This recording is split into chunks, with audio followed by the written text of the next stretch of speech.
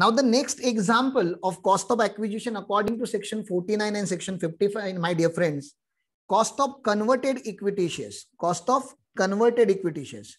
Sir, to give you example, if I purchase equity shares, at 1,000 and if I sell equity shares at 1,200, then obviously you can give me my capital gain. Sir, it is equal to 200 rupees. Very simple. My capital gain is 200 rupees. But when I say I have purchased a debenture for 1,000, then I converted my debentures into equity shares, when the fair market value of that equity share was 1,800 rupees, and in market I have sold, this is converted, okay, and I sold my equity shares for 2,500. And if I ask you to compute capital gain now, you can say, sir, my full value of consideration is 2,500 rupees. But what should be my cost of acquisition? Because you did not acquire, you did not purchase the equity share. What you had purchased was a debenture. So you invested money in debentures. Debentures got converted into equity, and now you are selling the equity. So Income Tax Act allows you to subtract the cost of debenture at a time of transfer of equity shares. When you are transferring the equity shares, you can subtract the cost of debentures. Not only that, my dear friend, for considering whether this particular capital gain is a long-term capital asset or short-term capital asset, a period of holding should be counted from the day when debentures were acquired and not when equity shares was issued to the assessee. So please understand that one particular point here.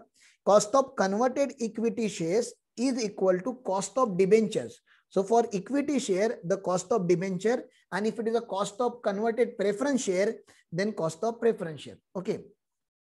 So here the period of holding will be counted from previous asset plus the current asset. That means both the period of holding will be considered. So in summary, what you need to remember finally, normally we take cost of the current asset, period of holding of a current asset, and indexation benefit of the current asset. But in case of conversion of debentures into equity, we take cost of previous asset, period of holding from a previous asset, and indexation benefit, if applicable, also from the previous asset. So this is very, very important understanding of the law. You need to understand. This is exceptional. This is exceptional again. So another example like this, and that we will discuss much detail in, or let us discuss this amalgamation point. No, amalgamation point, allow me to keep it pending. We will discuss this in business restructuring chapter. Okay. Let me talk about this.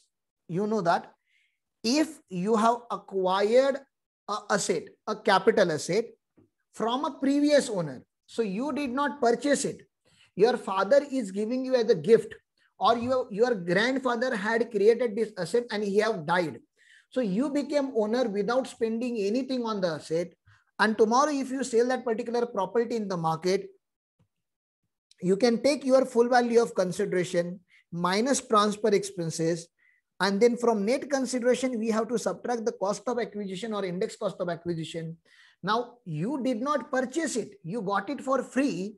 Technically, it should be considered as a nil.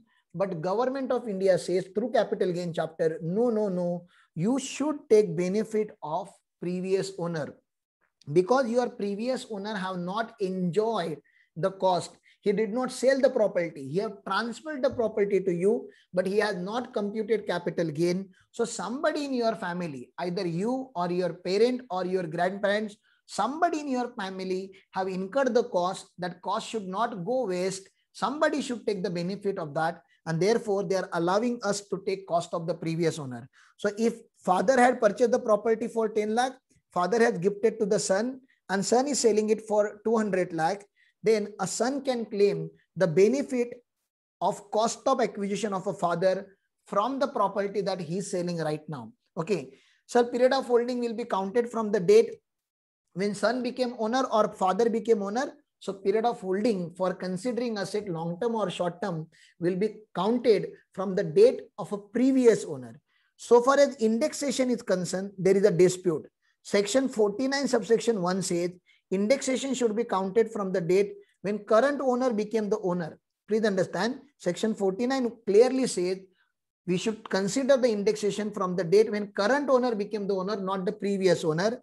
But there is a case law, which is very famous case law from your intermediate syllabus. If you have heard, the indexation benefit will be available or might be available from the previous owner according to Manjula J. Shah case law, Bombay High Court. Okay. So what is the situation? Normally assessee take his own cost of acquisition, his own period of holding, and his own indexation. So normal situation is co.